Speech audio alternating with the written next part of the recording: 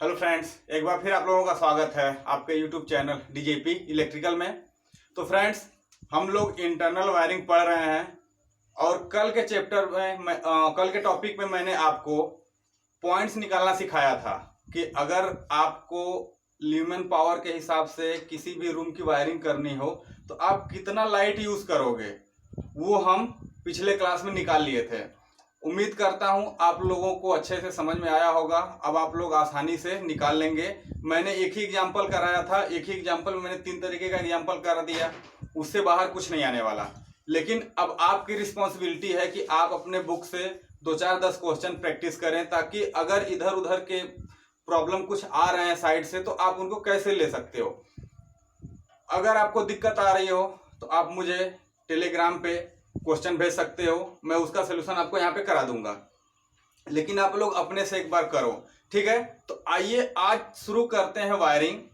और वायरिंग में आपको एक बेसिक क्वेश्चन देते हैं, एकदम छोटा सा क्वेश्चन, लेकिन उस क्वेश्चन से फायदा ये होगा आप लोगों को कि किस टाइप से हमें अप्रोच लेना है। यानी कि क्वेश्चन जब हमारे पास आएगा वायरिंग का तो कौन सा अप्रोच लेंगे, कैसे क्वेश्चन को सॉल्व करेंगे, ये सब चीजें हम देखेंगे। क्वेश्चन बहुत छोटा सा है, वो क्वेश्चन कभी भी नहीं आएगा। आप एकदम 100% श्योर जाओ कि इतना छोटा क्वेश्चन कभी भी नहीं देगा। लेकिन इस छोटे से क्वेश्चन से आपको पूरा अप्रोच, यानी कितने स्टेप्स हमें लेने हैं वो मिल जाएगा, कैसे क्वेश्चन करने ये हमें मिल जाएगा, और क्वेश्चन पे हम क्या क्या डिटेल निकालेंगे ये चीज हमें मिल जाएगी, ठीक है। तो चलिए आज एक शुरू करते हैं छोटा सा क्वेश्चन। उससे पहले मैं आपको बता दे रहा हूं, डीजेपी इलेक्ट्रिकल इस नाम से अपना यूट्यूब चैनल है। इस पे हम लोग डिप्लोमा के लिए पढ़ रहे हैं, ना कि कंपटीशन के लिए। यानी कि आप डिप्लोमा में पढ़ रहे हो, आपको बीटी बोर्ड का एग्जाम देना है, तो किस तरीके से एग्जाम देना है, क्या क्या सिलेबस है और क्या क्या हमें पढ़ना है, कैसे पढ़ना है, और क्वेश्चन क्या क्या इंपॉर्टेंट बनते हैं, ये सारी चीजें हम डिस्कस करेंगे। कंपटीशन लेवल पे जाएंगे, लेकिन बहुत हार्ड में नहीं जाएंगे कि ये पॉइंट आप याद रखो, ये इंपॉर्टेंट है। नहीं, हमारे एग्जाम के हिसाब से क्या इंपॉर्टेंट हम वो देखेंगे। कंपटीशन के लिए क्या इंपॉर्टेंट है, आप जैसे डिप्लोमा पास करोगे आपको खुद क्लियर हो जाएगा, तो उसकी टेंशन हमें नहीं लेनी। लेकिन जितना तक हो सकता है मैं आपको हिंट देता चलूंगा, ठीक है। तो आप अपने फ्रेंड्स को भी शेयर कर दीजिए। अभी हम लोग इंटरनल वायरिंग पढ़ रहे हैं, जैसे इसके बाद अगर जो भी आपका एग्जाम आने वाला होगा, अपकमिंग एग्जाम के लिए हम लोग पढ़ना शुरू कर देंगे, तो आप अपने सभी फ्रेंड्स को ये भेज दीजिए। और एक चीज, अगर आपको जैसा भी सेशन लग रहा है वीडियो के नीचे आप जरूर कमेंट करिए कि सेशन अच्छा रहा, बुरा रहा, या फिर क्या और इसमें इंप्रूवमेंट चाहिए।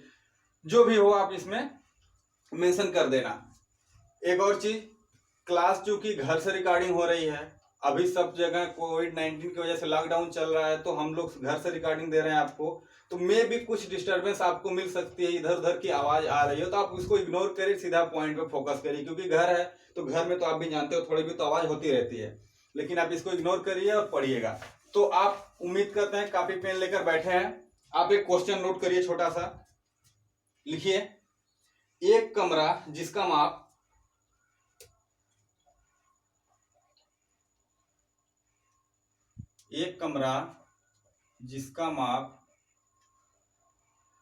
5 बाई 4 बाई 4 है। यानी कि एक कमरा है वो 5 मीटर लंबा, 4 मीटर, यानी ये 5 मीटर लंबा, 4 मीटर चौड़ा और 4 मीटर ही ऊंचा। यानी कि सीलिंग कितनी है, 4 मीटर पे छत है। इतना बड़ा आपको कमरा दिया गया, यानी कि एक कमरे की माप 5 बाई 4 बाई 4 मीटर है। इसमें छिपी हुई वायरिंग करनी है, इसमें छिपी हुई वायरिंग करनी है, तथा इस रूम में एक बल्ब, एक ट्यूबलाइट, एक फैन तथा एक सॉकेट लगाया जाना है। इस रूम में क्या क्या लगाया जाना है, एक बल्ब, एक ट्यूबलाइट, एक फैन और एक सॉकेट, ये चारों चीजें लगाई जानी है। ठीक है, हो गया कि इस रूम में एक बल्ब, एक ट्यूबलाइट, एक फैन और एक सॉकेट लगाया जाना है। लिखिए, इसके लिए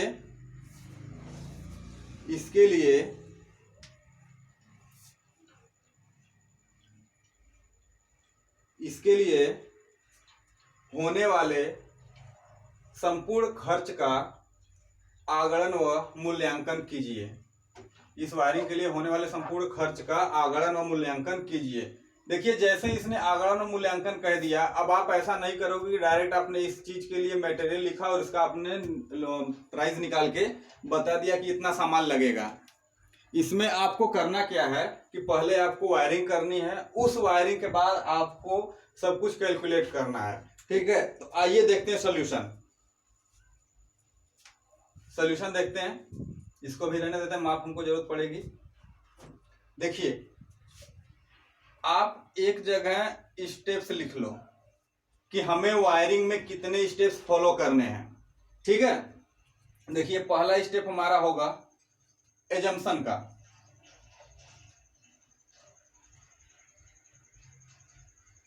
इसका हिंदी होता है पूर्वानुमान। सबसे पहले हम पूर्वानुमान लिखेंगे। अगर आपको क्वेश्चन एग्जाम में आ गया तो क्वेश्चन तो होगा, अब क्वेश्चन किस टाइप का हो सकता है ये क्वेश्चन के ऊपर डिपेंड करता है। एग्जामिनर वो आपको नीचे लेआउट देके क्वेश्चन पूछेगा या फिर वो सिर्फ क्या कर देगा, मैंने आपको ये नहीं बताया था कि ये ऐसे है, मैंने सिर्फ आपको माप दिया था। आप माप से आइडिया लगा लोगे कि 5 बाई 4 का एक रूम होगा। लेकिन अगर बड़ा रूम है, 4-6 रूम है, बहुत सारा बरामदा है, उसमें रूम है, किचन है, तो उसके लिए वो लेआउट बना के दे देता है। आपको लेआउट नीचे क्वेश्चन में बना देगा, आपको उसमें पूछेगा कि वायरिंग करिए और आगरण मूल्यांकन कीजिए, तो इजी हो जाता है। लेकिन हमने छोटा सा क्वेश्चन लिया तो उसमें हमको देने की जरूरत नहीं पड़ी। तो पहला स्टेप हमारा होता है एजम्पशन का, यानी कि जैसे ही आप क्वेश्चन देखोगे, सॉल्यूशन शुरू करोगे, तो आपके पास 2 कॉपी होगी, एक ड्राइंग शीट होगी और एक लिखने के लिए कॉपी होगी। तो जितना भी लिखने वाला पार्ट होता है आप लिखने वाली कॉपी पे करोगे और जितना बनाने वाला पार्ट है आप ड्राइंग पे करोगे। क्योंकि पहला पार्ट एजम्पशन है, इसमें हमें लिखना है। एजम्पशन में क्या लिखना है, क्या चीजें होती है, मैं उसको आपको स्टेप बाय स्टेप डिस्कस करता चलूंगा क्वेश्चन पे ही। लेकिन कितने स्टेप करने हैं आप एक जगह इसको नोट कर लो। दूसरा है calculation of point and circuit. Calculation of point and circuit, ये दूसरा हो गया। यानी कि कितने पॉइंट होंगे और कितनी सर्किट बनेगी, इसका कैलकुलेशन उसके बाद आपको करना है। ये भी क्या है, थ्योरी है, तो आप कहाँ लिखोगे, कॉपी पे लिखोगे। अब देखिए तीसरे पे क्या आएगा आपका लेआउट। ये कभी भी आपको एग्जाम में दिया हो सकता है, नहीं दिया हो सकता है, उसके ऊपर डिपेंड करता है। ये लेआउट बनेगा हमारा ड्राइंग शीट पे। तीसरा स्टेप लेआउट का होगा, आप कहाँ बनाओगे इसको, ड्राइंग शीट पे बनाओगे। चौथा आप स्कीमेटिक डायग्राम ऑफ सर्किट बनाओगे। क्या बनाओगे, स्कीमेटिक डायग्राम ऑफ सर्किट। इसका मतलब क्या है, योजना आरेख। अभी लेआउट के जस्ट बाद एक योजना आरेख बनेगा पूरी ड्राइंग शीट पे। ये भी काम किस पे होगा, ड्राइंग शीट पे होगा। इसके बारे में भी आपको बताऊंगा इसी क्वेश्चन में। देखिए पांचवा स्टेप क्या होगा, पांचवा स्टेप होगा इस लेआउट के बाद इसका सिंगल लाइन डायग्राम बनेगा। सिंगल लाइन डायग्राम बनेगा। अभी सिंगल लाइन डायग्राम क्या होता है मैं भी आपको बताता हूं इसी क्वेश्चन में कि कैसे बनाते हैं। छठा स्टेप क्या है कि calculation of length of pipe and wire. क्या होगा, calculation of length of pipe and wire. यानी कि आप जो पाइप और वायर यूज करोगे, इन केस अगर आप बैटन वायरिंग कर रहे हो तो वहां पे आप लकड़ी यूज करोगे, तो पाइप की जगह लकड़ी हो जाएगा। यानी कि ओवरऑल हमें लकड़ी या पाइप और वायर को कैलकुलेट करना है छठे स्टेप में। ये थ्योरी का पार्ट है, ये किस पे होगा, कॉपी पे होगा। सातवां स्टेप क्या होगा, estimating and costing of material.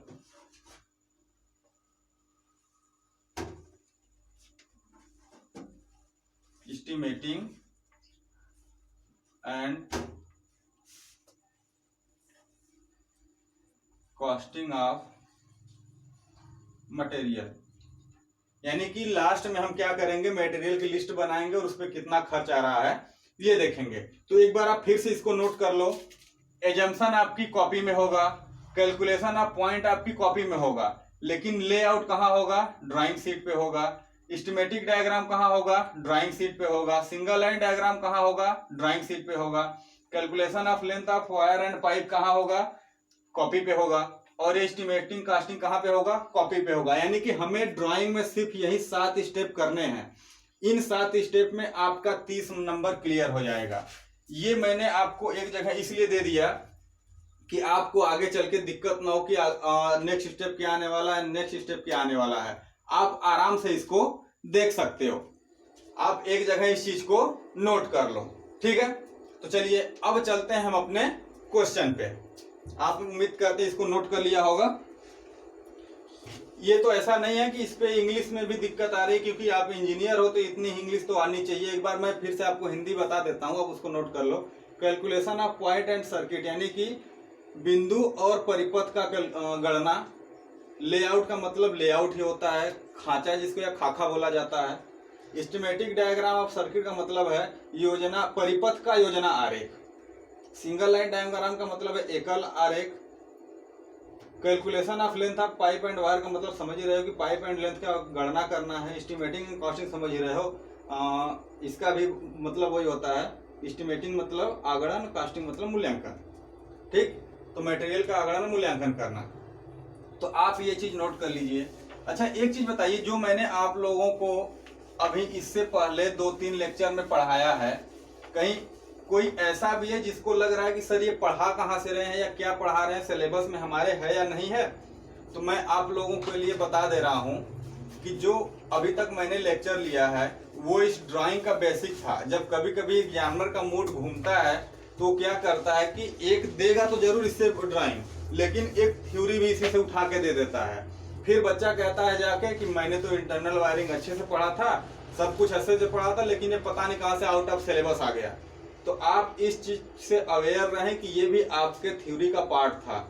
अगर आप इसको छोड़ के जाते तो कहीं ना कहीं आपकी बेसिक कमजोर होती। जब आपकी बेसिक कमजोर हो जाएगी तो ड्राइंग पढ़ने में आपको बहुत सारी दिक्कतें आने वाली है, आई एम श्योर। तो आप एक बार बेसिक को क्लियर कर लो। अगर आपको बहुत जल्दबाजी है कि मैं स्लो चल रहा हूँ, आपको और तेज चलना चाहिए, तो आप मुझे बता देना, लेकिन मुझे नहीं लगता कि इससे ज़्यादा तेज चलना ठीक होगा। इससे ज़्यादा तेज चलेंगे तो कुछ ऐसे भी स्टूडेंट होते हैं जो थोड़े कमज़ोर होते हैं। उनको इसलिए नहीं कहते कमज़ोर है, क्योंकि हो सकता है वो थोड़ा अभी धीमे समझ पा रहे हो, समझेंगे वो भी, टेंशन की बात नहीं है, लेकिन हो सकता है धीमे समझें। तो इस चीज़ के लिए हम आपको भी देख रहे हैं, जो लोग तेज चल रहे हैं, जो लोग धीमे चल रहे हैं, तो हम लोग क्या करेंगे, बीच का रास्ता निकालेंगे, आराम से इसको पढ़ेंगे, मीडियम स्पीड रहेगी हमारी। तो आप ये समझ लेना कि अभी तक जितने भी 10-11 लेक्चर मैंने लिए हैं थ्योरी पार्ट से, अगर आप इनको कवर कर ले रहे हो तो इसमें से कम आपको 2 या 3 क्वेश्चन 10-10 नंबर के मिलने वाले, यानी कि आपका 20 से 30 नंबर थ्योरी से बनने वाला है उससे। और ये मैं आपको 30 नंबर की वायरिंग पढ़ाने जा रहा हूँ, 30 नंबर की वायरिंग भी हो जाएगी। तो आप आराम से अभी 50% अपना स्कोर कर सकते हो इसी से। लेकिन आगे की भी चीज़ें कभी कभी क्वेश्चन में आती है तो उनको भी हम लोग पढ़ेंगे। तो इस बात से आप अवेयर रहे। ऐसा मत समझे कि जो हमने अभी तक 10-11 लेक्चर आपको दिए हैं, 10-11 घंटे 8 घंटे जो भी बनते हैं उसमें, वो फालतू है। फालतू नहीं है, वो आपकी बेस है। अगर आप उस बेस को मिस करके चलोगे तो आगे कहीं ना कहीं आपको दिक्कत आने वाली है। तो चलिए ये रही थोड़ी सी ज्ञान की बातें आपके सिलेबस के लिए। अब देखिए हम लोग स्टेप फॉलो करते हैं और पहला लिखते हैं एजम्पशन। जैसे ही आपको क्वेश्चन दिखा आप क्या लिखोगे, एजम्पशन। पूर्वानुमान होता क्या है? देखिए आप एक ऐसा काम करने जा रहे हो जो कि फिजिकली एग्जिस्ट करेगा भविष्य में, लेकिन वो अभी है नहीं। तो चूंकि ये काम फिजिकली एग्जिस्ट करेगा भविष्य में, ड्राइंग वो वायरिंग हो जाएगी तो दिखेगा कि नहीं यहाँ पे घर पे वायरिंग हुई है, लेकिन अभी हमें इसको करना है। तो कोई भी काम करने से पहले हमारे दिमाग में कुछ पिक्चर बन जाती है कि ये हम काम ऐसे करेंगे, वो हम काम ऐसे करेंगे, तो हमारा सारा काम कंप्लीट हो जाएगा। तो कोई ना कोई 2-4-10 पॉइंट होते हैं जो आप पहले से दिमाग में सेट कर लेते हो कि मैं इस काम को करने जाऊंगा तो ये स्टेप्स लूंगा। तो वही जो जो आप काम करोगे, आपके दिमाग में जो जो पिक्चर बन रही है कि हाँ मैं ये काम करूंगा चल के तो ऐसे हो जाएगा, ये करूंगा तो ऐसे हो जाएगा, उसी चीज को पूर्वानुमान बोला जाता है। क्योंकि पहले से ही हमने अनुमान लगा लिया है कि इस काम को हम ऐसे करेंगे। तो जो चीजें पहले से ही हम अनुमान लगा लेते हैं उसको किस में लिखेंगे, पूर्वानुमान में लिखेंगे। अब देखिए इस पूर्वानुमान में टर्म्स क्या क्या आएगा। जैसे जब आप वायरिंग करने जाओगे तो आपको पहले से पता है कि जो क्षैतिज वायर चलेगा हमारे रूम में चाहे कहीं पर भी, उसकी ग्राउंड से हाइट कितनी होगी, 3.5 मीटर नीचे से, या फिर अगर ऊंचाई दीवार की कम है तो 0.5 मीटर ऊपर से।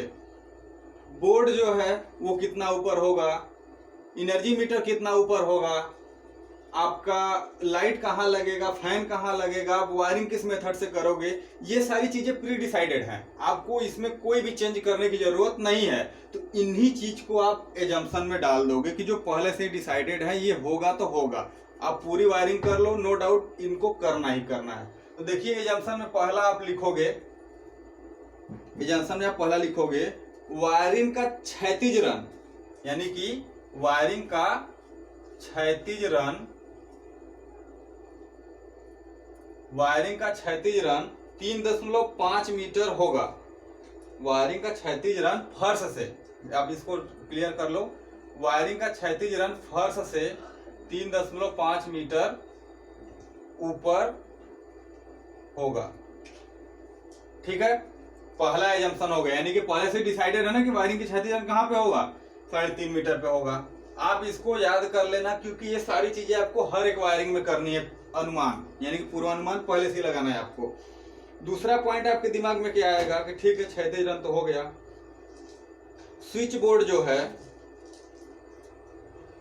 स्विच बोर्ड ग्राउंड से 1.25 मीटर पर लगेगा। दूसरा अनुमान हमने लगा लिया। तीसरा अनुमान लगाएंगे हम लोग, डिस्ट्रीब्यूशन बोर्ड ग्राउंड से 1.5 मीटर पे लगेगा। अब इसको भी नोट कर लो कि डिस्ट्रीब्यूशन बोर्ड ग्राउंड से 1.5 मीटर पर होगा। चौथा पॉइंट आप नोट करोगे उसमें कि वायरिंग लूप इन मेथड में होगी।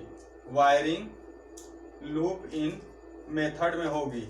मैंने आपको काफी अच्छे से समझाया है कि लूप इन मेथड क्या होता है। हम कहीं पे भी कट नहीं मारेंगे, पॉइंट को जहां ज्वाइंट होगा वहां जोड़ेंगे, फिर वहीं से लूप करके आगे के लिए ले जाएंगे। तो अब अगर आप पहले से लूप इन मेथड को नहीं जानते तो यहाँ फंस जाते कि मेथड होती क्या है।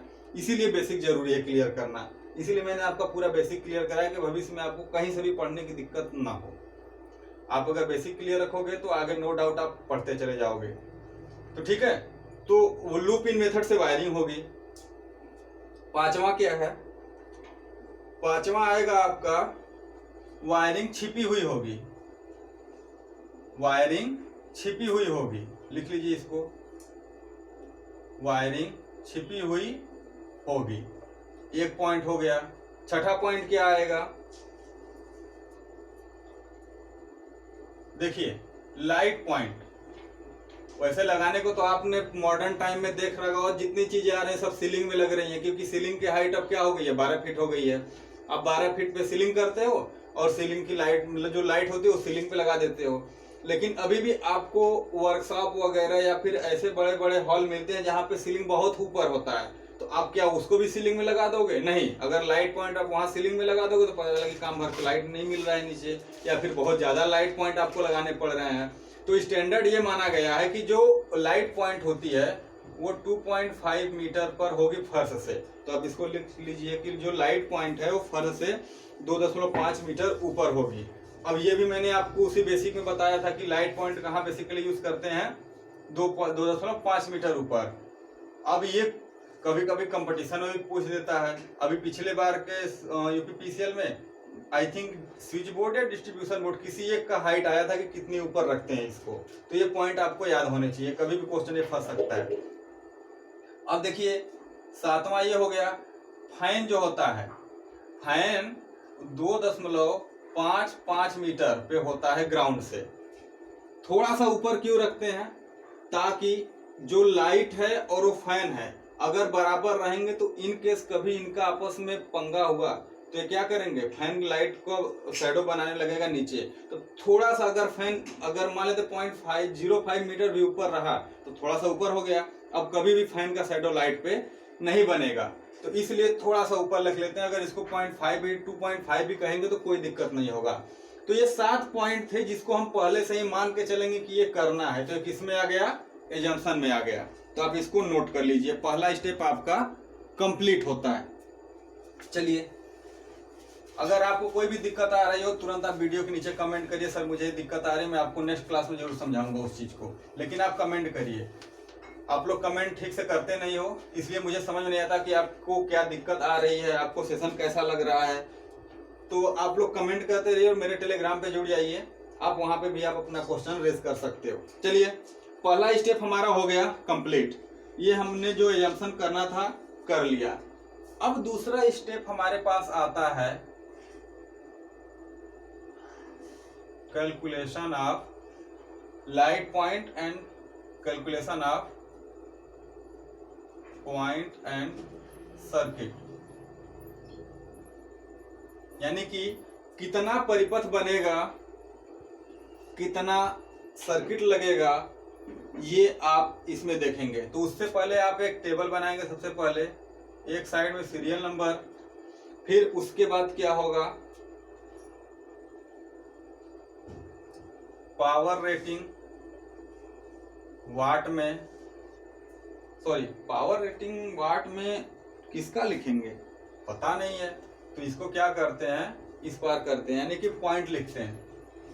पहले पॉइंट कौन सा यूज करेंगे, तब तो लोड पॉइंट इसको सीधा सीधा कह लेते हैं। आप ये टेबल अब याद ही कर डालो, क्योंकि ये टेबल आपको हर एक क्वेश्चन में बनाना पड़ेगा। लोड पॉइंट, फिर आएगा आपकी पावर रेटिंग कि उस लोड की पावर रेटिंग क्या है। जब पावर रेटिंग पता चल गया तो यूनिट चाहिए हमको, यानी कितना वो लग रहा है ये भी तो पता होना चाहिए। उसके बाद हम क्या करते हैं टोटल वाट लिखते हैं। टोटल वाट का मतलब यह है कि अगर 10 वाट की 5 बल्बें यूज हो रहे हैं तो टोटल 50 वाट होगा कि नहीं होगा, तो हमें टोटल वाट भी तो पता होना चाहिए। तो आप ये टेबल बनाओगे और उस टेबल को आप मेमोरी में सेव कर लोगे। सीरियल नंबर पहला पे आपको मैंने बताया था कि एक बल्ब यूज करना है, आपने लिख दिया बल्ब। बल्ब की पावर रेटिंग क्या आती है, अब आप 100 वाट का तो बल्ब कहीं लगाओगे नहीं। मान लेते हैं 9 वाट की आप एलईडी लगा रहे हैं, हमने लोगों ने लेटेस्ट डेटा ले रखा है। आपके बुक में काफी पुराना डेटा रखा है, आप चाहो तो अपने बुक का भी डेटा यूज कर सकते हो, लेकिन मेथड मेरा रहेगा।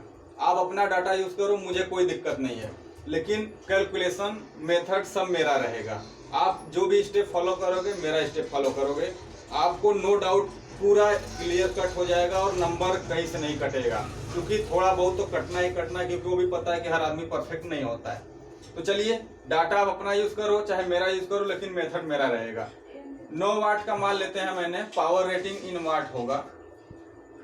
9 वाट का बल्ब है, कितना है एक ही तो है, तो टोटल वाट कितना हो गया 9, 9 गुणे 1 9 हो गया। दूसरा क्या है ट्यूब लाइट है, ट्यूब लाइट आपने यूज कर रखा है। ट्यूब लाइट की रेटिंग देखिए अभी भी 40 वाट के आसपास आती है, एक यूज करना है तो टोटल हो गया 40 वाट। तीसरा क्या है फैन है, फैन की रेटिंग 60 वाट के आसपास आती है, 60 से 80 तक भी वेरी करता है। एक यूज करना है, हम मान के चलें बहुत अच्छी क्वालिटी का फैन यूज करेंगे 60 वाट आएगा। चौथा आपको है सॉकेट, सॉकेट भी यूज करना है। अब इस सॉकेट की रेटिंग कितनी है हमको पता ही नहीं है, क्यों? क्योंकि सॉकेट में आप जो लोड लगा दोगे वो चला देगा बेचारा, उसको तो पता भी नहीं कि हमको लोड कितना देना है कितना नहीं। तो आप सॉकेट को कितना मान के चलोगे अब पता ही नहीं है, तो इस चीज को आप क्लियर कर लो कि आप सॉकेट को कितना लोगे 100 वाट। एक सॉकेट लगाना है तो टोटल कितना हो गया 100 हो गया। अब आप यहां से टोटल निकाल लो, टोटल कितना आ रहा है 100 60 160 40 200 209 वाट, 209 वाट की लोड आपके पास है, यानी कि आपके घर में 209 वाट लोड है। चलिए कोई बात नहीं, लोड है तो देखते हैं, लोड तो देना ही है हमें। टोटल यूनिट कितनी है 4 यूनिट है। अब देखिए, अब आप फिर से बेसिक रिकॉल करिए जो मैंने आपको पढ़ाया था। उस बेसिक में मैंने आपको बताया था कि मैक्सिमम एक सर्किट से या एक स्विच बोर्ड से आप 10 पॉइंट ले सकते हो। क्या ले सकते हो 10 पॉइंट ले सकते हो। तो चूंकि यहाँ 4 पॉइंट है, तो जब तक 10 तक नहीं पहुंचाता हमारे लिए सर्किट कितना होगा एक ही होगा। तो आप इसको नोट करोगे, टोटल पॉइंट बराबर 4, ठीक है। तब number of circuit, number of circuit बराबर 4/10, यानी आप अगर आपके पास 22 पॉइंट होते तो आप 10 से भागा दे देते 2.2 आ जाता। तो आपको पता है कि 2.2 सर्किट तो आप यूज नहीं कर पाओगे, तो आप 3 सर्किट यूज करते। आपके पास 18 पॉइंट आता तो 10 पे एक सर्किट, 8 पे दूसरी सर्किट, तो 1.8 आता अगर 10 से भाग देते तो आप सिंपल याद कर लो कि टोटल आपके पास 10 मैक्सिमम है, तो आप 10 से भागा दे दोगे तो कितना पॉइंट है वो पता चल जाएगा। अब देखिए 0.4 आ रहा है, तो चूंकि आपको भी पता है 0.4 आप ले नहीं सकते, तो इसलिए कितना लोगे आप, एक सर्किट लोगे, एक सर्किट यूज करोगे। तो हमारे पास सर्किट कितना आ गया, एक। ठीक है। अब देखिए एक और पंगा फंसा। क्या रूल ये कहता है कि आप डिस्ट्रीब्यूशन बोर्ड से जब वायरिंग करने जा रहे हो किसी भी घर का, तो आप मिनिमम 2 सर्किट यूज करोगे, लेकिन हमारे पास तो एक ही सर्किट आया। तो क्या करेंगे, नोट करके लिखिए, आप एक नोट डालिए, नोट करके इस पॉइंट को आप लिख लीजिए। हमेशा लिखिए आप नोट में, हमेशा हाउस वायरिंग करते टाइम परिपथ की संख्या कम से कम 2 होनी चाहिए। परिपथ की संख्या 2 होनी चाहिए। अगर आपका कैलकुलेशन के हिसाब से एक सर्किट आ रहा है तो आप कम से कम 2 सर्किट लोगे वहां पे। हम यहाँ पे सिर्फ एक सर्किट लेंगे। उसके पीछे रीजन है, हमने माना है कि एक ही रूम है और एक रूम में एक स्विच बोर्ड लगा है, पहले से ही डिस्ट्रीब्यूशन बोर्ड से वहां पे सप्लाई आ रखा है। दूसरा सर्किट हो सकता है कहीं और गया हो, लेकिन एक सर्किट हमारे रूम में आया है। हम उस रूम की वायरिंग करने जा रहे हैं, हम पूरा डिस्ट्रीब्यूशन बोर्ड से वायरिंग नहीं कर रहे हैं, इसलिए हम एक सर्किट मानेंगे।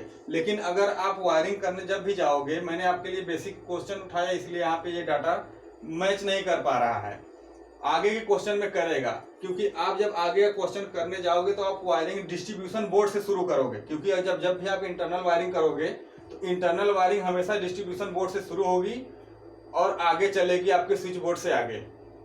हम यहाँ पे सिर्फ स्विच बोर्ड से शुरू कर रहे हैं। हम मान के चल रहे हैं कि पीछे जितने भी सर्किट हो हमसे लेना देना नहीं है, हमारे एक स्विच बोर्ड में एक सर्किट आके लगी हुई है, इसी सर्किट का यूज करके हमको इस चारों पॉइंट को चलाना है। लेकिन आगे से आप ये याद रखना कि जब भी आपको एक सर्किट कैलकुलेट करने पे मिल रहा हो, उसने 2 सर्किट यूज किया हो, तो आप इस चीज को मान लेना कि वो रूल को फॉलो कर रहा है, बोल रहा है कि मिनिमम 2 सर्किट होना चाहिए, इसलिए वो 2 सर्किट यूज कर रहा है। हम आगे क्वेश्चन में आपको कोशिश करते हैं कि ऐसा क्वेश्चन आए जिसमें आपको लगे कि एक ही सर्किट है लेकिन यूज होगा वहां पे 2 सर्किट। तो चलिए, ये पॉइंट का कैलकुलेशन आपने देखा कि एक बार हमने लिस्ट लिख दिया मटेरियल का, उसका पावर रेटिंग लिख दिया और उसकी संख्या कितनी यूज हो रही है उसको लिख दिया और उसका गुणा करके टोटल पावर निकाल लिया। जब टोटल पावर मिल गया, टोटल नंबर ऑफ पॉइंट मिल गया, तो हमने पॉइंट से क्या निकाल लिया, परिपथ की संख्या। अब आप ये मेमोरी में सेव कर लो कि जब भी आपको परिपथ की संख्या निकालनी होगी वो आप टोटल पॉइंट में 10 से भागा देके निकालोगे। ये कभी भी फ्रैक्शन में नहीं आएगा, ये हमेशा पूर्ण नंबर रहेगा। ये 1 2 3 4 5 6 कुछ भी हो सकता है। अगर दशमलव में आ रहा है तो अब इसको पूरा मानोगे। जैसे 2.5 आया तो आप 3 मानोगे, 2 नहीं मानोगे। 3.1 आ रहा है, अगर इन केस 3.1 आ गया कैलकुलेशन में तो आप इसको 3 नहीं मानोगे, इसको 4 मानोगे। यानी कि आगे का ही मानना है, पीछे का नहीं मानना है। पता चला कि 3.1 आ रहा है, अरे छोड़ो 1 का क्या मतलब है, इधर ले लेते हैं, नहीं, आप आगे की संख्या लोगे, पीछे की संख्या नहीं लोगे। तो दूसरा पॉइंट आई थिंक आप लोगों को क्लियर हो गया होगा कि हम पॉइंट कैसे निकालते हैं। ये टेबल आप याद रखोगे, इस टेबल को आप तुरंत बनाओगे दूसरे पॉइंट पे, किस पे, कॉपी पे। आप तुरंत बना के नीचे पॉइंट लिखोगे, लोड, टोटल लोड लिखोगे। पॉइंट से हमें क्या मिलेगा, नंबर ऑफ सर्किट। 10 पॉइंट का एक सर्किट होता है, तो आप अगर 10 से कम हो तो एक सर्किट, 10 के ऊपर गए तो दूसरी सर्किट, 20 के ऊपर गए तो तीसरी सर्किट, 40 के ऊपर गए तो 4 सर्किट। ये आपको याद रखने की जरूरत नहीं है, आप सीधा जितना पॉइंट आ रहा है उसमें 10 से भागा दे दो। 10 से भागा देने के बाद जो भी नंबर आ रहे हैं उसके आगे का पूर्ण नंबर ले लो। 0.4 आ रहा है 1 ले लो, 0.7 आ रहा है 1 ले लो, 1.2 आ रहा है 2 ले लो, 2.4 आ रहा है 3 ले लो, 3.5 आ रहा है 4 ले लो। ऐसे आप जितनी भी सर्किट आएगा आगे का नंबर ले लोगे अगर दशमलव में आ रहा है तो। चलिए अब देखते हैं आगे। इसका तो काम हो गया, इस लोड का भी हमें काम है। क्यों? क्योंकि जब हम वायर यूज करने जाएंगे वायरिंग में तो उसके लिए हमको मेन स्विच भी लगाना होगा और मेन स्विच के साथ साथ हमको क्या लगाना पड़ेगा, वायर। अगर करंट ज्यादा है तो मोटा वायर लगाते हैं, करंट कम है तो पतला वायर लगाते हैं। तो करंट कहाँ से मिलेगा हमको? इस पावर से मिलेगा। चलिए देखिए कैसे। आपने बेसिक में पढ़ा होगा एक क्वेश्चन, P बराबर VI cos फाई। क्या पढ़ा था आपने? P बराबर VI cos फाई। अब देखिए इसमें cos फाई क्या है, आपको पता है कि क्या है? Power factor. किसका? जो करंट आपके पास जो पावर आ रही है उसका पावर फैक्टर कितना है।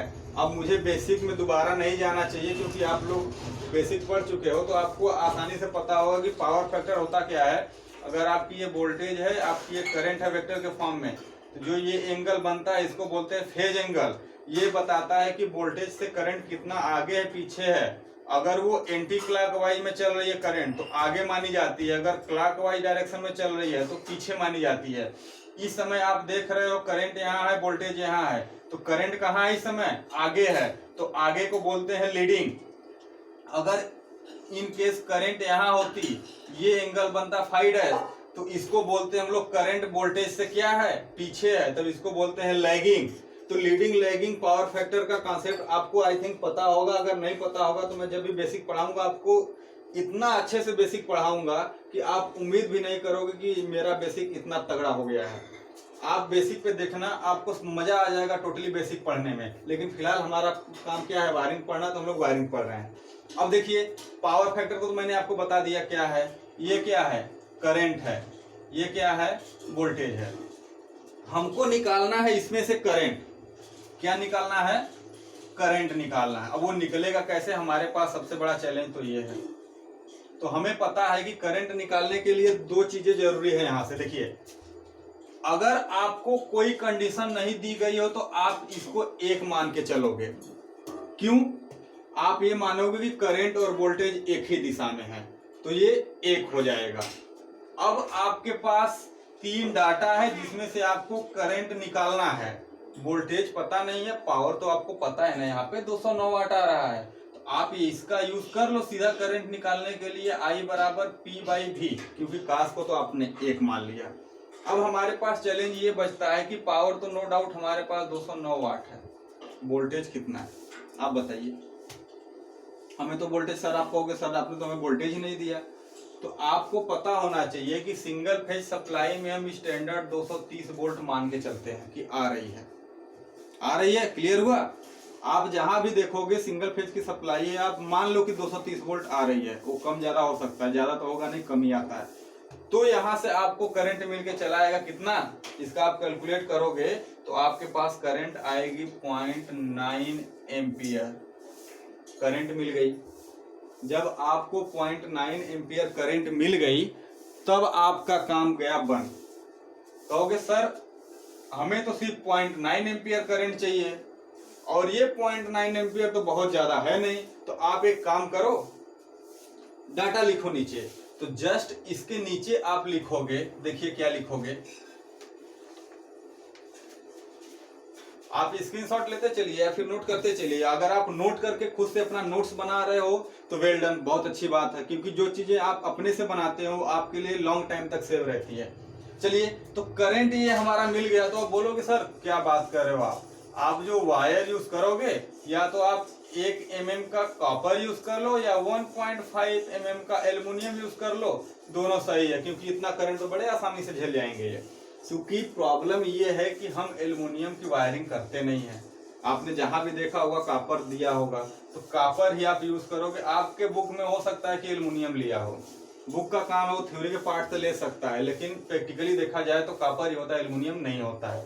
अगर आपको थ्योरी करना है तो आप ये भी यूज कर सकते हो, ये भी यूज कर सकते हो। आप डाटा कोई भी यूज करो, मैं पहले बता रहा हूँ मेथड मेरा होगा। डाटा आप कोई भी यूज करो, अगर मेरा डाटा यूज कर रहे हो तो आपको लेटेस्ट डेटा मिलेगा, अगर आप किताब का डेटा यूज कर रहे हो तो आपको ओल्ड डेटा मिलेगा। बस अंतर इतना ही आएगा, बाकी मेथड सेम होना चाहिए। तो वायर आप लिखोगे इतना साइज का। आपको पता है कि मेन स्विच भी लगाओगे आप, तो मेन स्विच कहोगे आप 0.9 एम्पियर का है। अगर शॉर्ट सर्किट हुई या फिर अचानक कुछ लोड बढ़ा तो ये बहुत जाएगा, तो 2 एम्पियर 4 एम्पियर तक जाएगा। तो हम इसको लिख लेते हैं कि 6 एम्पियर सिंगल पोल एमसीबी, यानी कि 6 एम्पियर का हम एमसीबी लगा दें सिंगल पोल का। आप इसको डबल पोल का भी यूज कर सकते हो, क्योंकि अब तो सिंगल पोल ही यूज हो रहा है। अगर आप चाहो तो न्यूट्रल और फेज दोनों एक साथ कट कर लो मेन स्विच के लिए, तो आप मेन स्विच के लिए क्या लिख दो, 6 एम्पियर डबल पोल एमसीबी। आपके किताब में लिखा होगा डबल पोल डीपीआईसी, यानी कि double pole iron clad switch. तो अब आयरन क्लैड स्विच तो बाबा आदम खान के जमाने का है, उसको तो ना हम देखते हैं ना यूज करते हैं, तो उसको लिख के क्या करेंगे, आप लेटेस्ट लिखो, नहीं तो आपको किताब का फॉलो करना, तो मैंने आपको छूट दे रखा है, आप किताब का भी लिख सकते हो। तो डबल पोल 6 एम्पियर का एमसीबी लिख सकते हो, इसकी रेटिंग होगी डबल पोल 6 एम्पियर, आप पूरा लिखो एक बार, सॉरी मैंने आधा लिख दिया, 6 ampere 250 volt 50 hertz double pole MCB, double pole MCB आप ये लिखोगे, ठीक है। तो अब आपने ये देख लिया कि calculation of point and circuit से आपको टोटल करंट पावर मिला और टोटल पॉइंट मिला। आपने पॉइंट से निकालिए नंबर ऑफ सर्किट। सर्किट में एक कंडीशन है कि मिनिमम 2 होने चाहिए, लेकिन हम एक रूम की वायरिंग करें इसलिए हम 1 मान के चलेंगे। अगर आप स्टैंडर्ड वायरिंग करोगे तो आपको कम से कम 2 सर्किट लेना है। मैंने नोट आपको करा दिया है ये बात। पावर के हिसाब से हमने करंट निकाल लिया। जब करंट निकला तो हमको पता चल गया कि वायर किस साइज का यूज करेंगे, मेन स्विच का किसका यूज करेंगे, यानी कितनी रेटिंग का।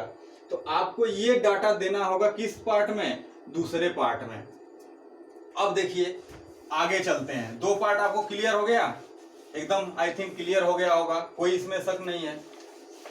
अब देखिए क्या आता है चैलेंज हमारे पास, तीसरा क्या आता है हमारे पास,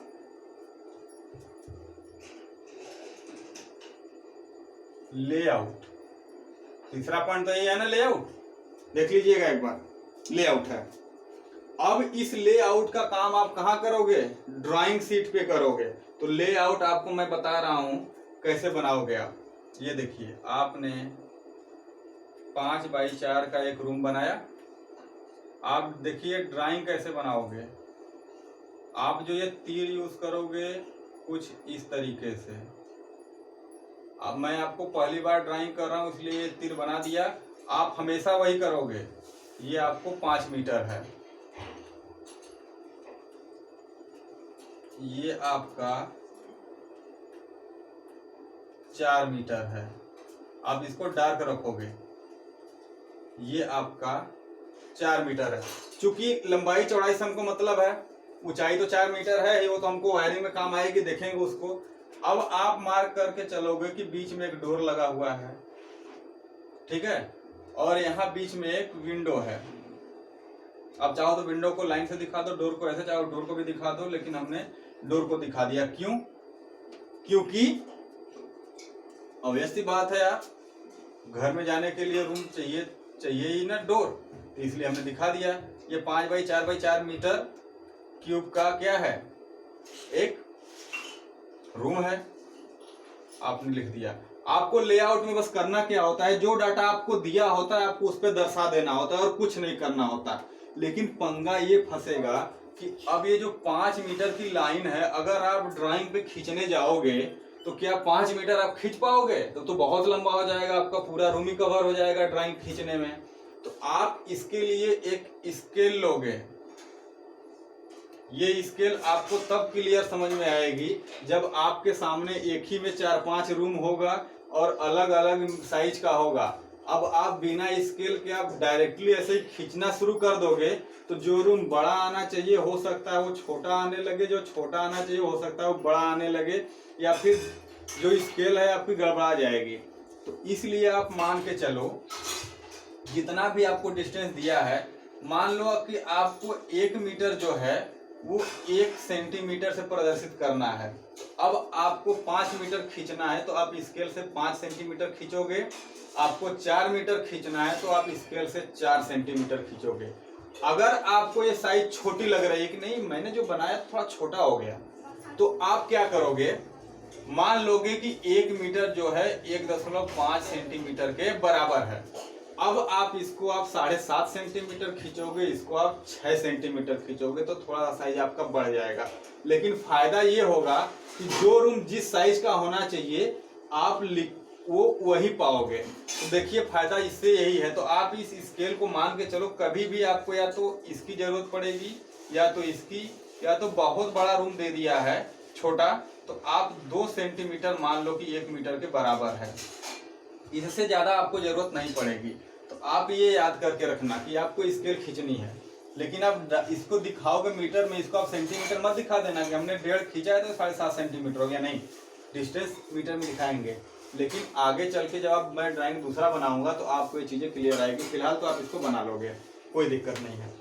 तो ये हो गया स्केल। चलिए, तो लेआउट में सिर्फ आपको इतना ही चीज दिखाना होता है कि जो डाटा आपको दिया गया उसको दर्शा दोगे। इसके बाद आपके सामने एक सबसे बड़ा चैलेंज निकल के आएगा। चलिए तीसरे वाले का, चौथे का क्या होगा? Schematic diagram of circuit, schematic